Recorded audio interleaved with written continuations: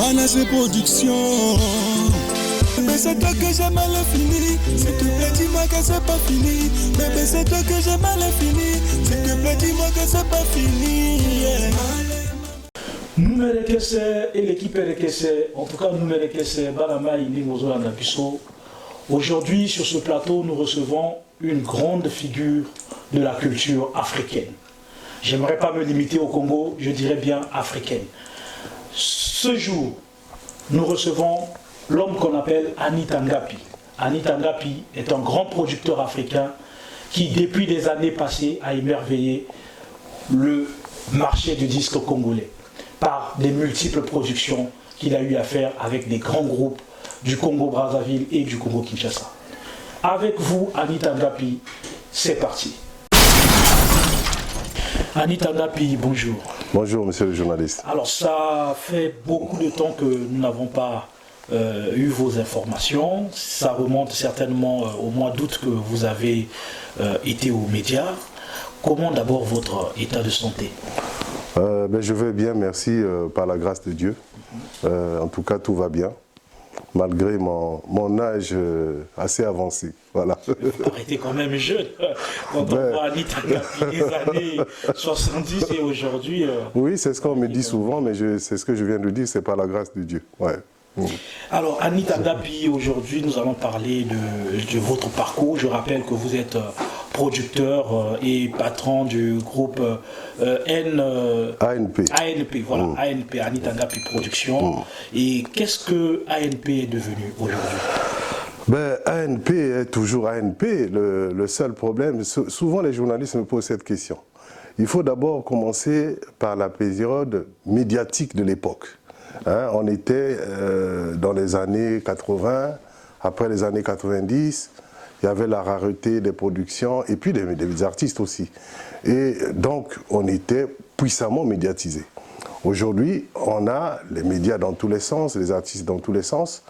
D'ailleurs, curieusement, on a beaucoup plus de journalistes et on ne parle pas assez de ce que nous faisons. Moi, je pense que je continue à faire le travail malgré que le numérique nous pose un problème énorme, aussi bien pour les artistes que pour nous-mêmes. Mais le groupe ANP est en forme, continue à faire ce qu'il peut. Aujourd'hui, nous sommes en train de faire Kingoli, un groupe du Congo, et puis un groupe aussi chrétien. Donc, on continue notre parcours sans problème. Ouais. Anita Ngapi, quand les gens écoutent Anita, ça, tout de suite on vous attribue une identité féminine. On se dit c'est une femme, est-ce qu'une femme qui est productrice et tout ça. Pourquoi vous avez choisi de vous appeler par Anita? C'était par stratégie. Moi je m'appelle Joanne François Atipo Ngapi et mon groupe, mon label c'est Anita Ngapi. Alors deux fois il y a des noms comme ça qu'on choisit et qui n'ont aucune explication, mais sur le plan marketing, c'est très bien. D'ailleurs, ça a très bien marché. Parce que c'est une femme, ça attire. Voilà, donc je crois que là-dessus, je ne me suis pas trompé, ça marche très bien. Et d'ailleurs, si vous avez remarqué, pourquoi je me fais d'ailleurs rare aux médias, parce que moi je pense que le métier que je fais, c'est un métier très médiatisé, mais ce n'est pas moi, ce sont les artistes. Donc je préfère faire la pub de mon label et les artistes que je produis au lieu de moi-même. Donc beaucoup de gens ne me connaissent pas, mais c'est volontaire. Oui. Bon, de temps en temps, je donne des interviews comme je donne là, pour expliquer que je suis le patron de ce groupe. Mais ce qui est important, c'est de dire qu'il y a un label qui s'appelle Anita Ngapi, qui a fait beaucoup de travail. Et puis derrière, on a dans le catalogue des artistes. Voilà. Merci pour votre réponse, Anita Ngapi. Nous allons revenir encore beaucoup plus en arrière dans vos débuts. Vous êtes d'abord un intellectuel dans le milieu administratif congolais. Vous avez travaillé dans les assurances et après vous vous retrouvez dans le showbiz. Qu'est-ce qui vous a amené dans le showbiz? Alors, c'est aussi une question qu'on me pose souvent et j'ai déjà répondu là-dessus. Moi, je suis venu dans ce pays en France, j'avais 17 ans, donc c'est très vieux. Et j'ai fait les études ici, j'ai fait mon bac ici, je suis rentré en fac, etc. J'ai fait les sciences économiques. Donc après, j'ai fait de la finance, je suis rentré dans l'assurance, J'ai fait en plus un DSS d'assurance. Je suis rentré dans un groupe qui s'appelle le groupe AXA, voilà, qui est ici en France. Donc là, de ce côté-là, je fais la finance et un peu de marketing. Donc du coup, comme j'étais un grand supporter de Zaïko Langa Langa à l'époque. Et je ne sais pas quel âge tu as, parce que vous êtes encore des jeunes. J'étais pas encore dans les...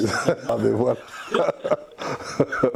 Voilà, donc du coup, dans les années 77, quand Zaïko est venu ici, donc je me suis approché de Nyoka Longo et Manwaku. Et c'est là qu'ils m'ont dit, mais ouais, mais tu nous aides et tout ça, j'aimerais que tu nous sortes un disque. Alors j'ai dit, je ne sais pas comment ça marche, un disque. Et puis, ben oui, il faut se renseigner, on avait un blanc qui nous a fait. J'ai pris l'adresse du blanc, je suis allé voir donc un monsieur qui s'appelle Marcel Rapp. C'est lui qui m'a expliqué, qui m'a dit, voilà, mais je n'avais pas de moyens. Donc j'étais étudiant. Et là, le monsieur, je lui ai dit, j'ai un grand groupe qui s'appelle Zaïko, ça va marcher. A eu dit, ah oui, mais moi, j'hésite, le groupe africain, etc. Donc du coup, on a fait une coproduction avec lui, et ça a très bien marché, très bien marché. Ben, l'appétit venant en mangeant, donc voilà, mon premier groupe, c'était le groupe Zaïko. Et après, donc Zaïko s'est disloqué, mon ami Bozi Bozian a quitté le groupe, et il m'a demandé de le produire. Et c'est comme ça que, chemin faisant, donc j'ai commencé à faire un disque avec Bozi en 83, Sandou Kouti, et il a chanté tout seul, et ça a marché, et on a formé Shockstar, etc., etc. Donc il y a toute une histoire, Shockstar, on a fait Shockstar, et puis après Anti-Choc, etc. Vous connaissez les artistes, hein. Après, à chaque fois, on n'est plus copains, on n'est plus dans le groupe, etc. Donc c'est des histoires que tu connais mieux que moi. Voilà. Il n'y avait pas de mésentente entre vous dans le groupe quand vous étiez en train de travailler avec Zaïko Langa Langa? Ah oui, il y a eu... moi j'ai mon ami, d'ailleurs aujourd'hui il est gestionnaire à l'ambassade du Congo, Chirac Monjo. C'était un frère, on avait commencé à faire ce travail de production ensemble, et effectivement on a eu quelques mésententes parce que lui il est très lié avec Nyoka Longo, et je n'acceptais pas la façon de Nyoka Longo de voir les problèmes, parce que nous on était d'abord dans le business. Bon, mon ami était un peu dans la fraternité avec lui, mais moi ça me sentait, voilà. Ça n'allait pas trop avec moi. Bon, donc du coup, il est parti dans son coin, moi aussi. J'ai quitté Zaïko, j'ai poursuivi mon chemin avec Bozi, et jusqu'à aujourd'hui, nous continuons à avoir de très bons rapports avec d'ailleurs tous les anciens musiciens de Shockstar, Anti-Choc. Hein, il y a d'ailleurs des fois qui est revenu, qui est en studio actuellement avec Bozi. Pour ça, j'ai quelques extraits avec moi ici. Voilà, donc ça veut dire que moi je revendique quelque chose de très important dans ma vie, dans ma carrière de production. Je n'ai jamais eu de problème avec quelques artistes que ce soit.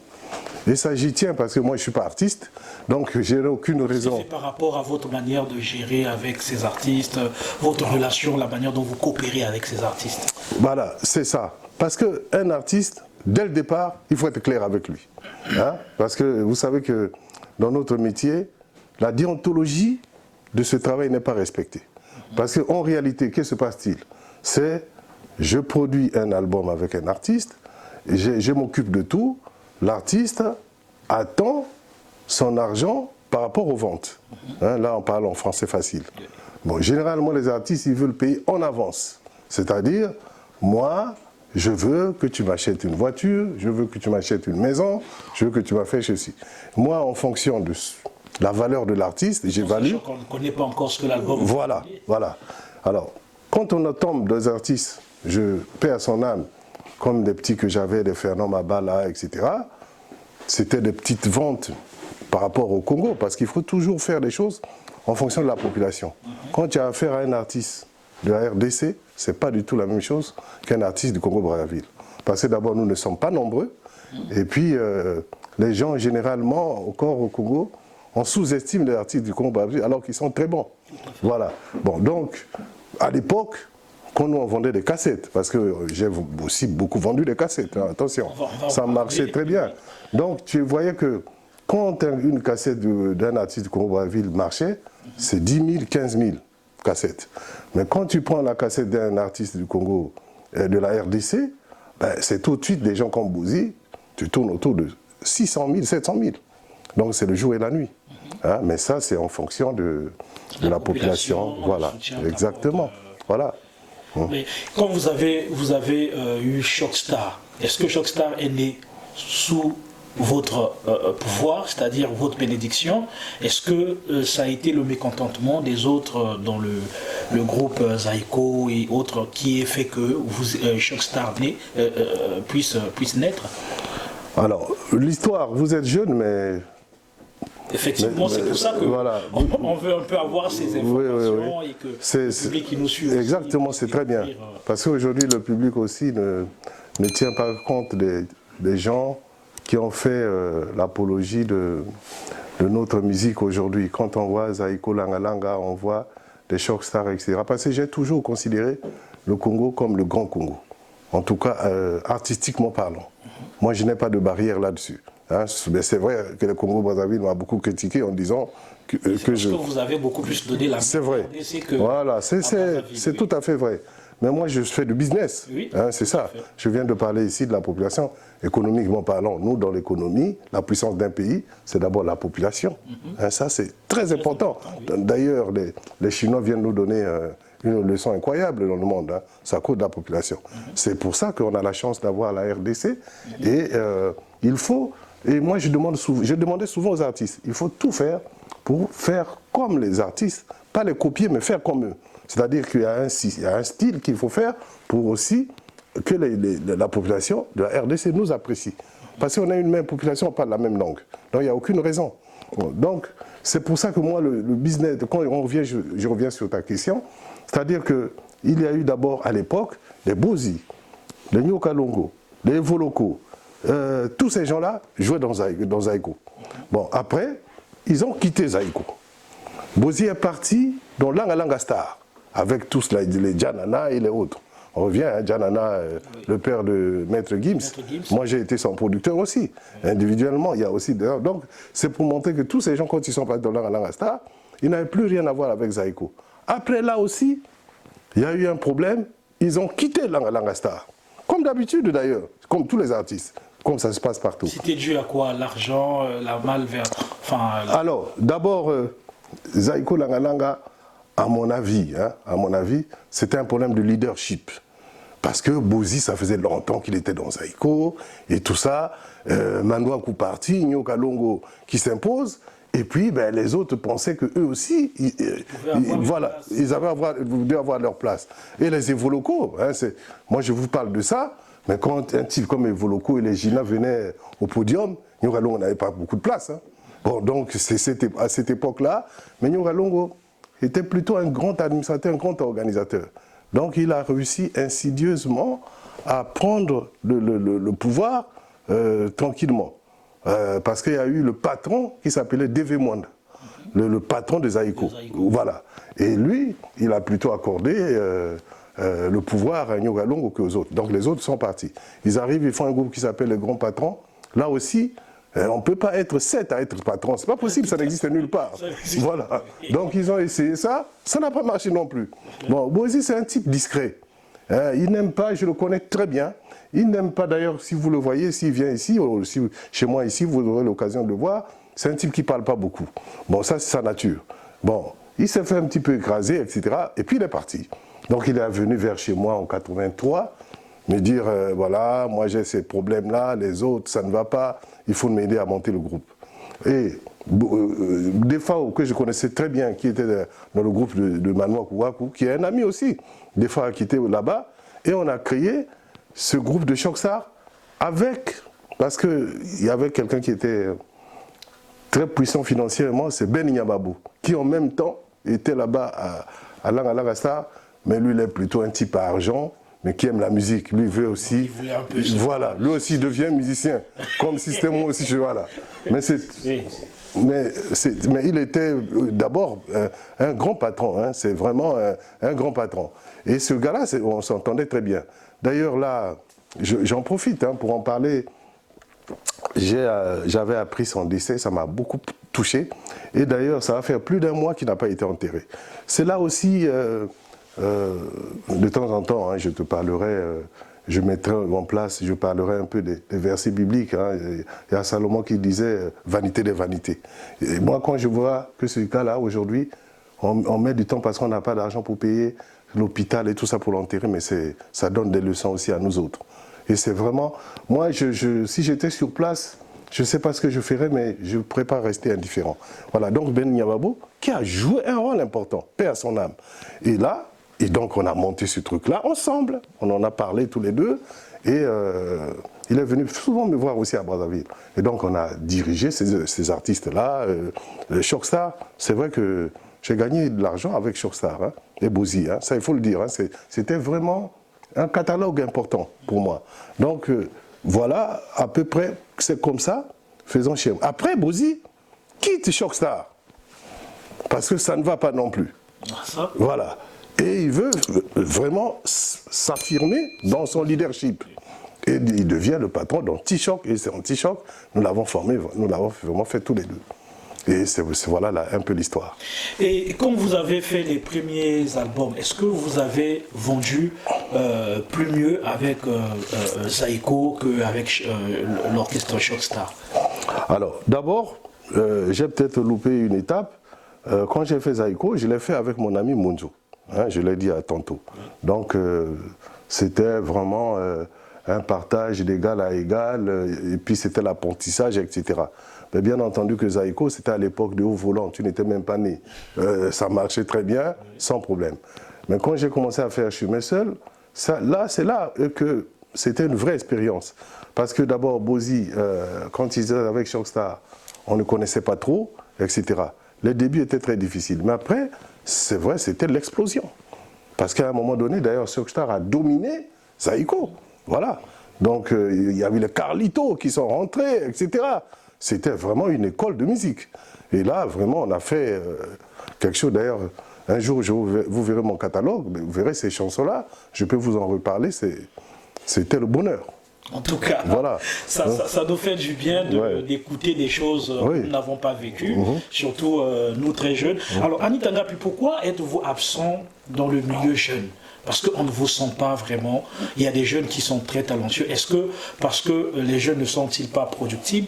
Est-ce que parce que les jeunes, ou vous n'avez plus les moyens que vous aviez hier pour pouvoir accompagner des jeunes? Quelle est la raison qui fait que vous soyez un peu plus absent dans le milieu jeune? Alors, chaque chose en son temps. Moi, je trouve que mon temps est passé. Et malheureusement, il n'y a pas de producteur, parce que je vois des gens brailler, ce n'est pas des producteurs. Hein. Quand quelqu'un vient de manière ponctuelle, il fait un truc, il vient raconter sa vie qu'il est producteur. Non.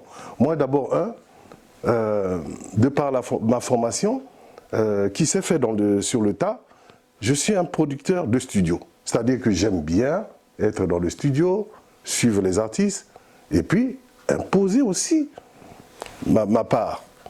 Alors, et j'ai fait ça pendant longtemps. Je passais mes nuits au studio avec les artistes. J'ai été aussi compositeur avec les artistes. Des chansons où moi-même, je suis auteur-compositeur. Donc j'ai travaillé avec ces gens, j'ai eu une expérience incroyable. Avec les jeunes, c'est un autre problème. D'abord, je maîtrise de moins en moins le marketing de leur travail aujourd'hui, le travail aujourd'hui. Je parle avec surtout avec l'heure de l'Internet. Voilà. Et que, effectivement, quand le numérique est arrivé, en même temps, ben, ça m'a troublé un petit peu. Et puis, j'ai quelques jeunes. Hein. Je regarde Olivia, ça a été une de mes danseuses. Et je lui ai demandé de chanter. Je l'ai appris à chanter. Par exemple, je lui ai dit, il faut que tu ailles chanter. J'ai demandé aux gens plutôt de l'apprendre à chanter, etc. Mais je suis vraiment absent, par manque de temps non plus. Parce que jusqu'à présent, je suis toujours dans l'assurance. Je prends beaucoup de temps. Votre âge, vous ne pouvez pas le repos. Il faut prendre le repos. Voilà. Donc, c'est vrai, je n'ai pas beaucoup de temps. Mais quand vous, les jeunes, vous demandez de m'interviewer ou les jeunes viennent me voir pour me parler de leur musique, moi, je les reçois. Alors, et puis aujourd'hui, j'aimerais bien pousser beaucoup de jeunes dans une autre philosophie. C'est-à-dire que, étant donné que nous n'avons plus beaucoup de producteurs, il faut qu'ils arrêtent la spéculation. C'est-à-dire que quand tu as un producteur qui t'aide, qui commence à faire ce métier, et à t'aider dans le métier, il faut suivre et que tous les deux, vous attendez les résultats pour voir ce que ça peut donner. Moi, je prends l'exemple souvent des Aïwa parce qu'ils sont des Congolais de RDC plutôt, ils étaient différents. Tu sais, moi, Bozi m'avait dit, on fait le disque, si ça marche, la prochaine fois, tu me donneras plus. Tu vois? Et effectivement, c'est ce qui s'est passé. Quand la prochaine fois, ça a marché, ben, je lui ai donné plus. Et ça aussi, aujourd'hui, il faut qu'on laisse ces choses-là, qu'on dise, on fait un travail ensemble, puisque le numérique se contrôle par des sociétés et tout est clair, quand ça marche, on se partage. Si ça ne marche pas, on doit continuer. Parce que le travail de la musique, il faut être patient. C'est un travail de longue haleine. Ce n'est pas un boulot qui se fait le même jour, dès aujourd'hui. Voilà. Ça aussi, ce n'est pas encore rentré dans les neurones de ces jeunes-là. Et ça, c'est important. Donc, il faut qu'on ait une... Alors moi, je suis quelqu'un, je travaille en confiance. Moi, quand je n'ai pas confiance, ça ne va pas du tout. Hein? Alors, c'est pour ça que j'ai un problème avec les jeunes. Non, vraiment pas de problème.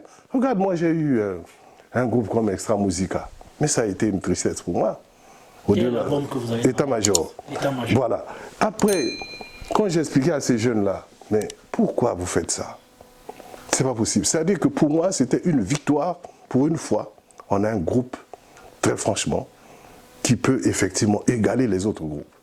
Mais quand il y a eu cette dislocation, mais ça a été un malheur pour moi. Hein? Et c'est pour ça aussi, quand on forme un groupe, soyons patients. Moi, aujourd'hui, j'aurais bien voulu voir Extra Musica évoluer, mûrir. Et déjà, ils avaient un succès incroyable en Afrique de l'Ouest. Tout à fait. Hein? Aussi bien ici à Paris, d'ailleurs. Oui. Plus que même nos frères. Exactement. D'ailleurs, les clips qu'on avait fait à Paris, ici, d'Extra Musica, ils revenaient d'Abidjan, ils avaient fait un... Mais attends, le paquet. C'est pour ça que je dis que ça aussi, c'est important. Quand tu as un groupe de jeunes, ben, il faut leur expliquer qu'on est en train de planter quelque chose, il faut attendre les résultats. Et ça prend du temps. Parce que le travail de la musique, c'est pas se lever un matin, je vais faire la musique. Il faut être patient dans ce travail-là. Et aujourd'hui, je n'ai pas encore trouvé des jeunes qui sont dans cet état d'esprit. Et c'est dommage. C'est bien dommage avec des jeunes. En tout cas, nous, on n'est pas patient. Et à l'heure de l'Internet, on veut seulement que l'on découvre déjà ce qu'on a fait. Exactement. Or, c'est une perte pour le producteur qui investit énormément de sous pour pouvoir... Alors, est-ce que pendant votre carrière, vous avez pu léguer le flambeau à d'autres personnes, à des jeunes, par exemple? Ben, je ne sais pas s'il y a des jeunes qui sont intéressés. Parce que c'est quand même du business. Hein. C'est pas comme moi je chante. Il y a des vieux aussi qui n'aiment pas montrer le tuyau aux jeunes. Non, moi je... verrouiller les contacts et tout. Non, j'aimerais bien avoir un jeune. Parce que, attendez, dans cette affaire-là, aujourd'hui, nous sommes à la croisée des chemins. On est dans une transition du métier. Moi, j'ai connu tout ce qui était la vente physique. Aujourd'hui, nous sommes dans une vente numérique. Et ces jeunes-là, aussi les jeunes producteurs, ils peuvent m'apporter autre chose. Ils peuvent me dire, voilà, on arrive là, à la croisée des chemins, moi je maîtrise tout ce qui est numérique, toi tu vas peut-être maîtriser le côté de production, et nous allons faire équipe ensemble. Et c'est ça. L'autre fois, j'avais un jeune qui était à Brazza, qui m'avait proposé ça, on discutait ensemble. Après, il me dit, ah oui, mais moi, avec tout le boulot que tu fais, il faut que tu me payes tous les mois. Ben, alors qu'il était devenu comme un collègue, ce que je voulais qu'il fasse. Mais il n'avait pas compris. Ça aussi, moi, j'aimerais bien que trouver un jeune qui dit, ben, on fait un partenariat. Et ça, on le fait. Moi, j'aimerais bien. Moi, aujourd'hui, j'ai un gros catalogue. Hein. Oui. Moi, d'abord, tu l'as dit là en intro. J'ai toujours dit, les gens qui parlent, qui braillent, pour être producteur, il faut avoir un catalogue. Tout à fait. Voilà. Si tu viens avec 2 albums, tu dis je suis producteur, ça ne sert à rien. Il faut avoir un catalogue, tu présentes. Voilà. Moi, je suis allé chez les Blancs qui font du numérique, que j'ai monté dessus. C'est sûr, c'est pour vous. Oui, oui, c'est pour moi. Voilà. C'est ça. Parce que c'est le capital. Et moi, j'aimerais bien qu'un jeune, allez, prenne la main, qu'on continue, qu'il ait le temps de faire ça et que je l'aide derrière. Hein? C'est très important. Effectivement, c'est très important parce qu'aujourd'hui, même l'encadrement avec des jeunes producteurs, on a l'impression qu'on a beaucoup plus des gens qui viennent pour le matu vu, mais à la fin, il n'y a rien de concret. Il y a même des producteurs, s'il y a un problème avec l'artiste, ils suppriment tout ce qui est de l'artiste.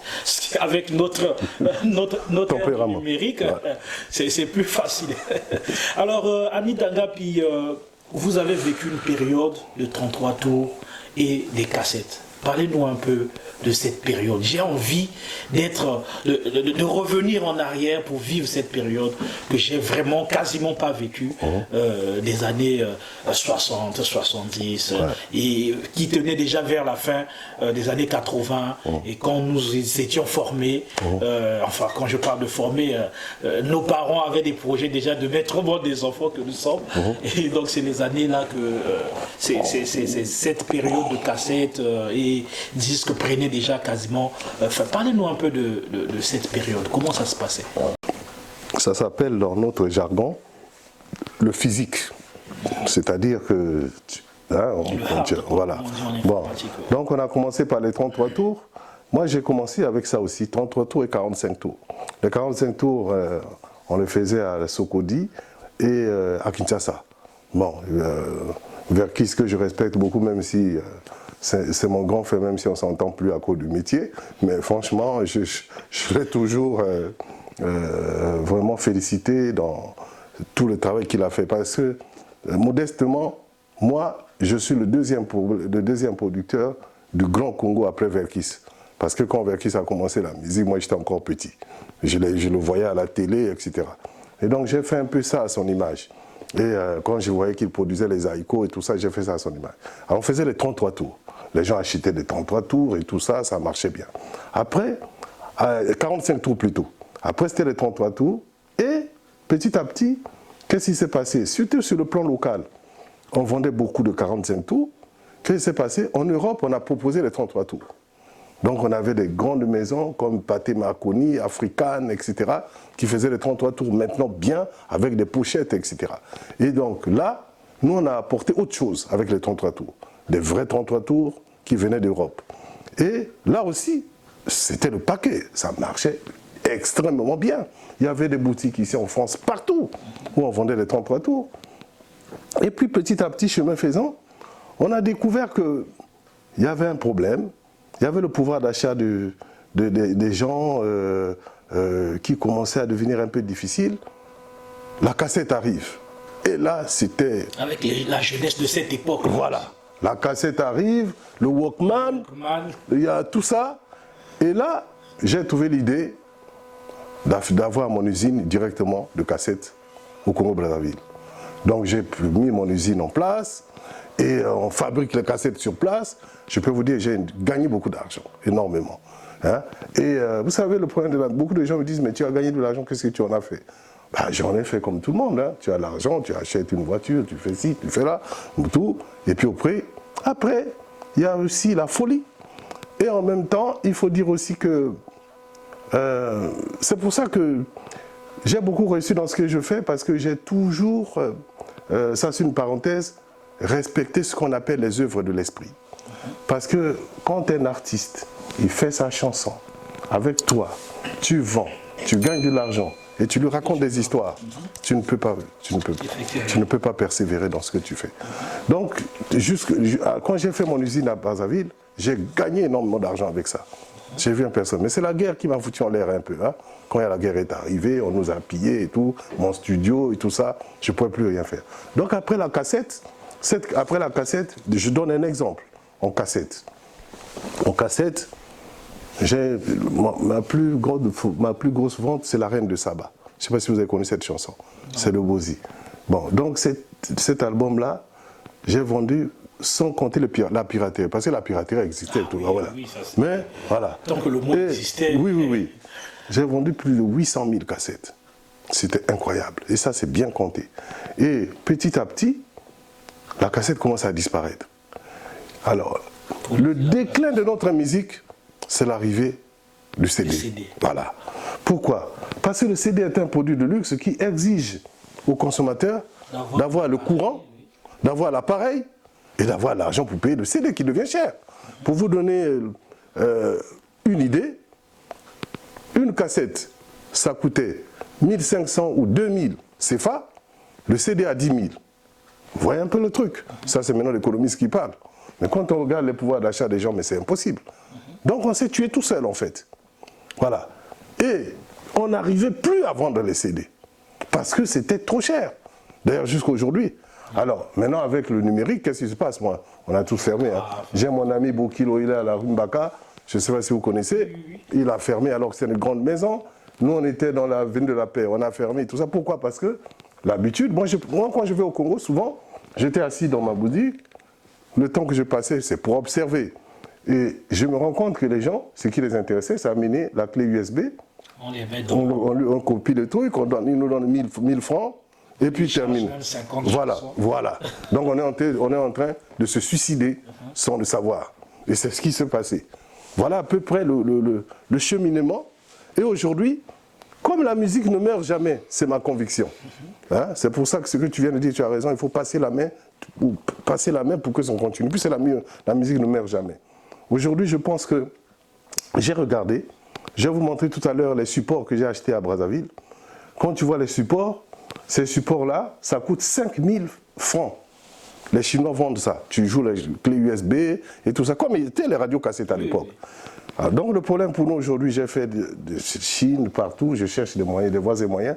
Je pense qu'il est possible aujourd'hui de faire des clés USB avec la photo de l'artiste et relancer le marché. C'est possible. Maintenant, le problème qui se pose, c'est un problème de coût. Des clés craquées ou des clés avec la possibilité d'ajouter d'autres éléments. Il faut craquer. Pour qu'il n'y ait plus de possibilités. Voilà. Ça ressemble à un album de l'art. Voilà. Il faut craquer et il ne faut pas qu'on puisse non plus copier. Bon, j'ai regardé, les coûts sont énormes. Parce qu'une clé comme ça, on m'a exigé, si je fabrique à peu près 5000, 3000, on m'exige à peu près 4 et quelques euros la clé. C'est encore cher. Il faut que j'arrive à descendre jusqu'à 2 euros. Si j'arrive à descendre jusqu'à 2 euros, pour vendre là-bas au Congo à 2,50 €, juste une histoire de dire à la clientèle que voilà, on commence à consommer. Il faut banaliser le prix, à tout prix. Mais ça va tomber, hein, mais il faut attendre un petit peu. On va relancer notre marché. Parce que de toute façon, dans le numérique, dans nos pays aujourd'hui, c'est compliqué. Déjà, pour avoir Internet, pour pouvoir avoir les nouvelles, c'est difficile. Combien de fois demander à quelqu'un de mettre sa carte bleue pour acheter quelque chose? C'est impossible. Voilà. Nous, on fonctionne aujourd'hui avec les espèces, etc. Donc, on ne peut pas se permettre ce genre de choses. Le Congolais a besoin de... Et en plus, la clé USB, quand on la voit, ce n'est pas la clé USB classique que je veux. C'est la clé USB carte de crédit. Pour pouvoir mettre la photo de l'artiste sur la carte de crédit, qu'on puisse regarder. Ça aussi, personnalisé. Ça aussi, les gens en ont besoin. Donc nous sommes encore dans un truc qu'on appelle, nous en économie, s'il n'y a pas d'offre, il n'y a pas de demande. Aujourd'hui, il n'y a pas d'offre. Donc aussi longtemps qu'il n'y a pas d'offre, il n'y aura pas de demande. Les gens vont continuer à dire, fais-moi 10 000 chansons, 5 000 chansons dans le truc, etc. Qui est perdant? Le producteur et l'artiste. Et c'est la situation que nous vivons aujourd'hui. Mais vous n'avez pas eu une équipe technique durant tout le temps. C'est l'erreur que vous avez commise. Depuis tout ce temps-là, vous n'avez pas eu un service qui va penser pour les changements éventuels qui pourraient qui pourraient intervenir pendant que vous étiez en train de travailler avec les artistes. Vous n'avez pas eu cette équipe-là pour pouvoir penser aux changements, tous les changements. Quand vous êtes arrivé au niveau de la cassette, bon, il y a les CD, qu'est-ce qu'il faut faire? Il faut qu'une équipe réfléchisse bien pour que vous ayez une piste de solution pour pouvoir sortir de ça. Est-ce que ce n'est pas un défaut que vous avez, une erreur que vous avez commise pendant que vous étiez... Alors, merci, mais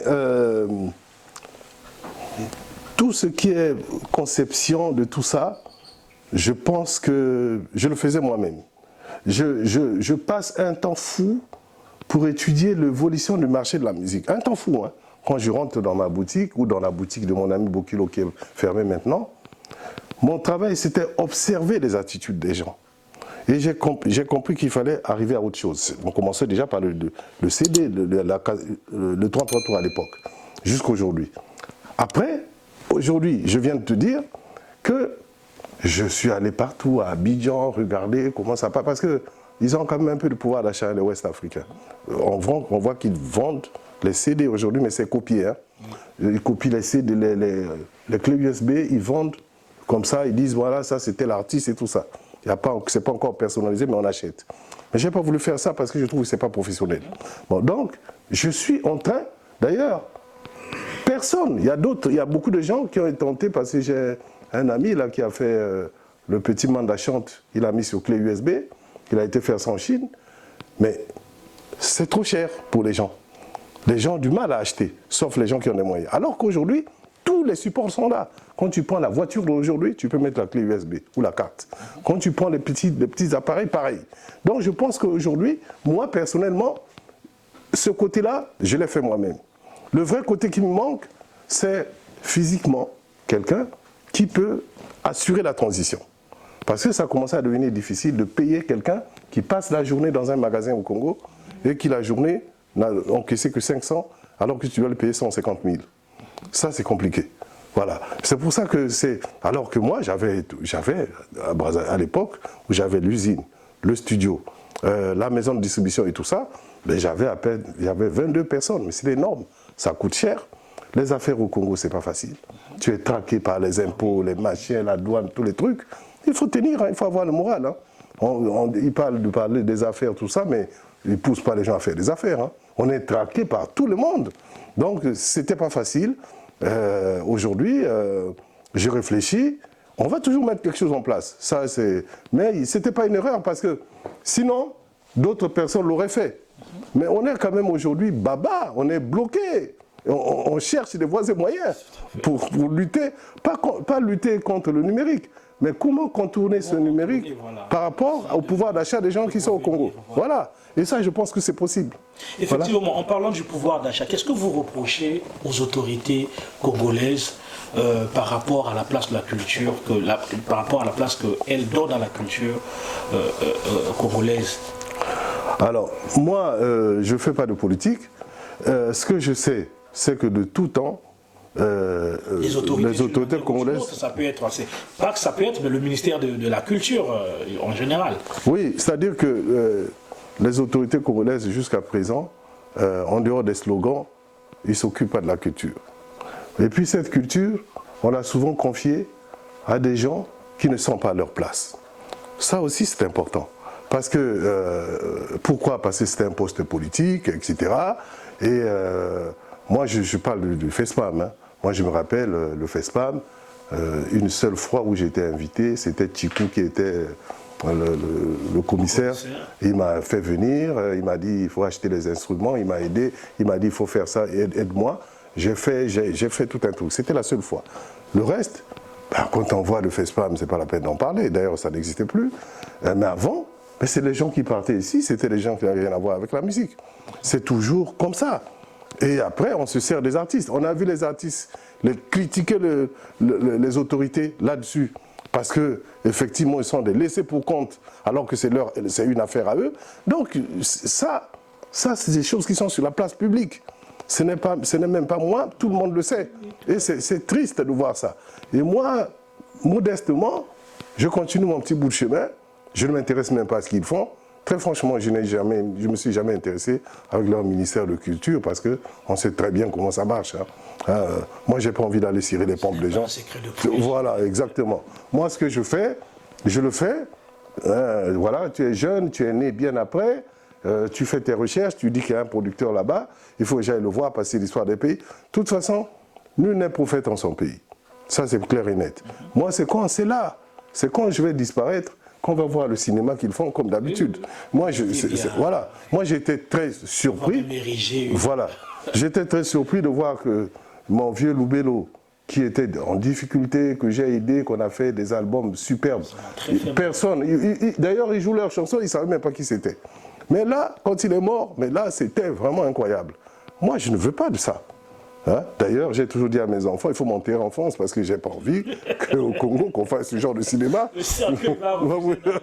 Voilà. Donc, je crois que non, c'est triste pour notre pays. Alors qu'en face, ça ne se passe pas comme ça.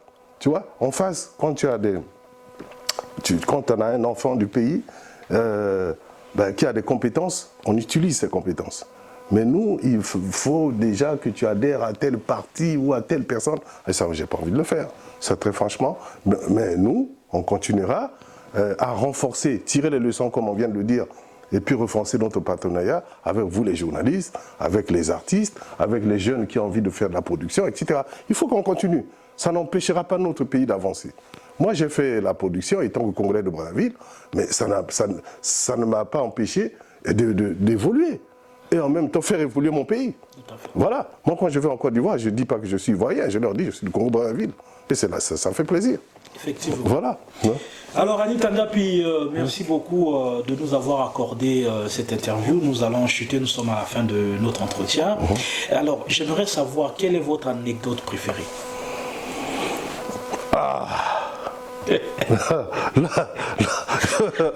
Là, tu me poses une colle. Mais j'ai toujours dit ce que disent souvent mes artistes. C'est Bozi qui me disait ça. Il disait, d'ailleurs Kofi l'a dit dans une de ses chansons. Il vaut mieux prendre l'ascenseur que prendre l'escalier. Alors, il vaut mieux prendre l'escalier que prendre l'ascenseur. Moi, je prends l'escalier. Voilà. Mais je vais arriver. Sûrement lentement. Sûrement lentement, je vais arriver. Voilà. Et je pense que c'est vrai que je te remercie parce que j'ai envie que le travail que je fais, que demain, un jeune reprenne la main. Parce qu'on le voit dans des pays comme la France, où quelqu'un a commencé et on perpétue. Voilà. Donc, je continue à prendre l'escalier. Bon. Alors, l'escalier, vous allez y arriver, comme on dit chez nous, Malembe Tokokoma. Alors, voilà. Quel est le dernier message que vous annoncez, que vous délivrez à ceux qui vous suivent, surtout aussi à l'endroit de la jeunesse, parce que c'est un jeune qui est venu vous rencontrer. Exactement. Pour des jeunes, c'est vrai que les vieux vont chercher aussi à voir, ah oui, mais Anita Ngapi a disparu, on le revoit aujourd'hui et tout. Ça leur fera certainement plaisir, mais aussi le message que vous pouvez délivrer aux jeunes qui vous suivent. Alors, merci de me donner cette occasion. Vraiment, dans cette interview, j'ai appris des choses que j'ignorais peut-être à travers les jeunes. Alors moi je dis aux jeunes ceci, si vous pensez que nous les vieux on est indifférents, on n'est pas du tout indifférents. Et peut-être qu'il nous a manqué un pont, hein, un lien que vous faites aujourd'hui et qu'on peut toujours, ils peuvent toujours m'appeler, on peut toujours discuter, on peut toujours voir comment on peut avancer. Ça me permettra moi de voir que représente aujourd'hui l'environnement de la musique des jeunes et moi, de par mon expérience, qu'est-ce que je peux donner? Mais je ne peux pas rester indifférent. Et ça, je leur dis très, très clairement aujourd'hui que ça ne m'empêche pas d'échanger avec eux. Chez moi, ici, c'est la maison des artistes, je l'ai dit tantôt, et qu'ils peuvent venir, nous pouvons discuter, nous pouvons voir par quels moyens on peut avancer. Parce que je vois aussi, eux, ils ont du mal à avancer. Le constat que j'ai fait, c'est que j'ai vu des gens brailler, dire beaucoup de choses qui sont des producteurs ici. Je regarde souvent la télé ici. Mais ils n'avancent pas, ces gens. Ils font un album ou deux, terminé. Ils font 2, 3 albums, terminé. C'est l'argent de la politique. Voilà, voilà, exactement. Donc ça ne peut pas être de l'argent propre. Voilà. Donc je crois qu'on peut faire, nous avec les moyens du bord, eux aussi, nous pourrons faire des choses bien. Et Dieu peut nous aider là-dessus. Parce que résister des années comme Anita Ngapi, c'est pas facile. Hein? Oui, mais... Si bien que vous avez le devoir de nous livrer les secrets aux jeunes qui veulent bien continuer dans ce métier ou apprendre ce métier. Les jeunes qui seront prêts à vous approcher, à se rapprocher de vous, pour pouvoir apprendre avant que vous ne partiez. Parce que demain, on ne veut pas qu'on nous appelle que Anita Ngapi est parti avec toute la mémoire qu'il a. Ça nous fera tellement mal. Donc, nous vous invitons, Anita Ngapi, de bien vouloir passer le flambeau aux jeunes. Et puis, chers jeunes, vous qui êtes producteurs, l'orgueil, l'orgueil ne vous emmènera nulle part. Donc, le producteur Anita Ngapi ouvre ses portes à quiconque voudrait bien le rencontrer et discuter avec lui, avoir aussi beaucoup de connaissances sur ce qu'il a eu à faire dans le passé. Ses erreurs pourront certainement vous éduquer pour pouvoir ne pas tomber comme là où il a dû tomber dans le passé, mais c'est quelqu'un qui a fait une très belle carrière, une bonne réussite, comme vous l'avez entendu lors de cet entretien, et les artistes aussi pourront en témoigner. Alors Annie Tangapi, merci beaucoup pour cet entretien. Certainement vous aurez peut-être des salutations à faire. Nous, la jeunesse d'aujourd'hui, il y a des salutations, on donne quand même l'opportunité de faire des salutations.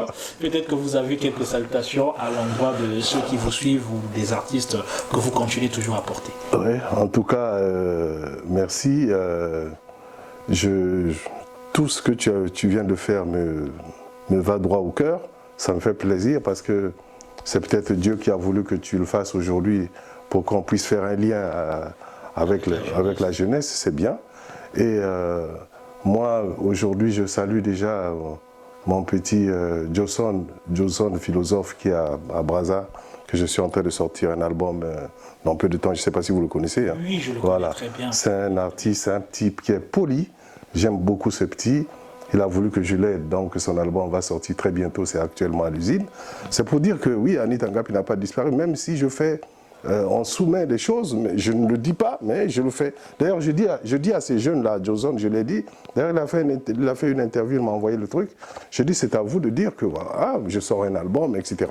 Bon, donc je suis aussi un peu largué, tu as raison, parce qu'il faut que je prenne le temps d'aller voir des journalistes comme vous pour dire voilà, il y a ça à faire et tout ça là. Parce que je suis encore avec l'ancienne méthode qui n'est plus adaptée à la situation d'aujourd'hui.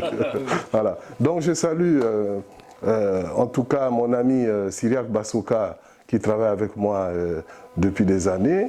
Je salue tous ceux qui travaillent pour moi à Brazzaville, ils vont se reconnaître puisque voilà, tous ces gens-là sont formidables. Et je salue aussi mes équipes de Kin qui font un travail formidable, qui sont en train en ce moment de travailler avec Bozi, Defao et tout le monde. Donc l'album est en gestation et je salue toute ma famille, mon frère Clèche, mes sœurs et tout ça. Voilà. Merci beaucoup à vous qui nous suivez à la caméra, Jojo Full HD. Et puis n'oubliez pas de partager cette vidéo, de vous abonner à la chaîne Fleuve Congo TV. Et merci à Elvis Ngatier qui est donc le soutien de cette émission, la tribune d'honneur Diatons Africa, c'est donc votre plateau. N'hésitez pas si vous avez des informations et que vous voulez passer à Diatons Africa pour communiquer. Nous sommes là pour vous à travers le monde, où que vous soyez, en Europe, en Afrique, en Amérique. Nous avons la disponibilité et aussi les possibilités de nous déplacer pour pouvoir arriver où que vous soyez. Merci beaucoup une fois de plus, Annie Tangapi, ça nous va droit au cœur. J'étais très enfant, j'écoutais beaucoup plus Annie Tangapi. Et la première fois que j'ai eu à écouter avec beaucoup d'insistance votre nom, c'est un jeune qu'on appelle Didier Tokala. J'espère bien que vous le connaissez. C'est mon artiste. Voilà, c'est des jeunes du quartier et on écoutait beaucoup Annie Tangapi, Annie Tangapi. Mais c'est qui Annie Tangapi? C'est comme ça que j'ai commencé à vous découvrir dans des vidéos, des chansons, des Bozi Boziana et tout ce monde-là. Vraiment un grand merci, ça nous va droit au cœur de nous avoir reçus chez vous. Et on espère que ce n'est pas la dernière fois, c'est la première fois. Et nous sommes disponibles pour vous quand vous avez une communication à faire. En tout cas, nous serons toujours disponible. Super. Ouais. Merci à vous qui suivez cette émission et on se dit à très bientôt. Ciao. Merci. Manage Production. Mais c'est toi que j'ai mal fini. S'il te plaît, dis-moi que c'est pas fini. Mais c'est toi que j'ai mal fini. S'il te plaît, dis-moi que c'est pas fini. Yeah.